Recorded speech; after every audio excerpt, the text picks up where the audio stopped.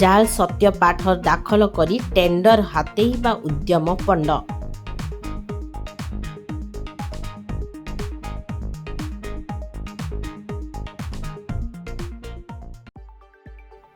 ଗଜପତି ଜିଲ୍ଲା କ୍ଷୁଦ୍ର ଜଳସେଚନ ବିଭାଗ କାର୍ଯ୍ୟାଳୟରେ ଜାଲ ସତ୍ୟପାଠ ଦାଖଲ କରି ଟେଣ୍ଡର ହାତେଇବା ଉଦ୍ୟମ ମହଙ୍ଗା ପଡ଼ିଲା। ଗଜପତି ଜିଲ୍ଲା କ୍ଷୁଦ୍ର ଜଳସେଚନ ବିଭାଗର ଏକ ପ୍ରକଳ୍ପ ନିମନ୍ତେ ଟେଣ୍ଡର ବାହାରିଥିଲା।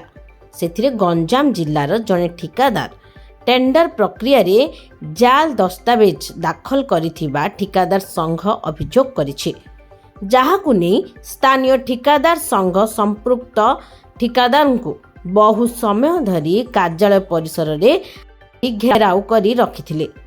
ଅଭିଯୋଗକାରୀ ଠିକାଦାର ସଂଘର ସୂଚନା ମୁତାବକ ଗଞ୍ଜାମର ଠିକାଦାର ଜଣକ ଅନଲାଇନରେ ପ୍ରକଳ୍ପ ନିମନ୍ତେ ଯେଉଁ ସତ୍ୟପାଠ ଦାଖଲ କରିଥିଲେ ସେଥିରେ ତାଙ୍କ ଦସ୍ତଖତ ରହିଥିଲା, କିନ୍ତୁ ଯେତେବେଳେ ସେ ଅଫଲାଇନରେ ଦାଖଲ କଲେ ସେଥିରେ ତାଙ୍କର ଦସ୍ତଖତ ନଥିଲା, ଯାହାକୁ ନେଇ ଠିକାଦାର ସଂଘ ତରଫରୁ ପ୍ରତିବାଦ କରିବା ସହ ତାଙ୍କର ଆବେଦନକୁ ରଦ୍ଦ କରିବା ସହ କଳା ତାଲିକାଭୁକ୍ତ କରିବାକୁ ଦାବି ହୋଇଛି।